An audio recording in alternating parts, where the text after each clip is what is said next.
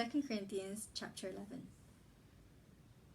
I wish you would bear with me in a little foolishness. Do bear with me, for I feel a divine jealousy for you, since I betrothed you to one husband to present you as a pure virgin to Christ.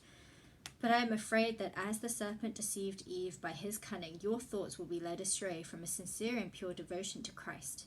For if someone comes and proclaims another Jesus than the one we proclaimed, or if you receive a different spirit from the one you received, or if you accept a different gospel from the one you accepted, you put up with it readily enough. Indeed, I consider that I am not in the least inferior to these super apostles. Even if I am unskilled in speaking, I am not so in knowledge. Indeed, in every way we have made this plain to you in all things. Or did I commit a sin in humbling myself so that you might be exalted because I preach God's gospel to you free of charge? I robbed other churches by accepting support from them in order to serve you. And when I was with you and was in need, I did not burden anyone, for the brothers who came from Macedonia supplied my need. So I refrained and will refrain from burdening you in any way.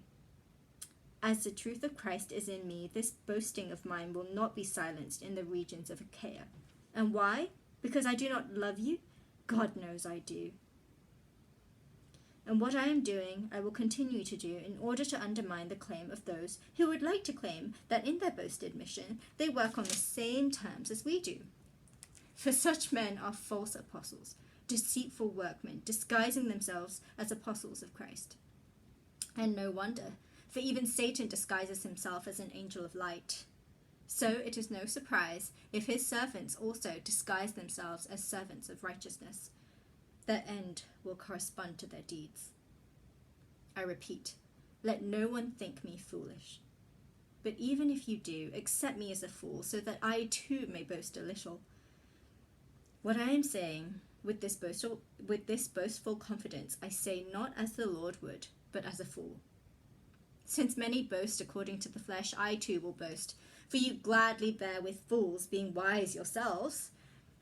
For you bear it if someone makes slaves of you, or devours you, or takes advantage of you, or puts on airs, or strikes you in the face. To my shame, I must say, we were too weak for that. But whatever anyone dares to boast of, I am speaking as a fool, I also dare to boast of that. Are they Hebrews? So am I. Are they Israelites? So am I. Are they offspring of Abraham? So am I. Are they servants of Christ? I am a better one. I'm talking like a madman, with far greater labors, far more imprisonments, with countless beatings, and often near death. 5 times I received at the hands of the Jews the 40 lashes less one. 3 times I was beaten with rods. Once I was stoned. 3 times I was shipwrecked. A night and a day I was adrift at sea, on frequent journeys, in dangers from rivers, dangers from robbers, danger from my own people, danger from Gentiles, danger in the city, danger in the wilderness, danger at sea, danger from false brothers, in toil and hardship through many a sleepless night, in hunger and thirst, often without food, in cold and exposure.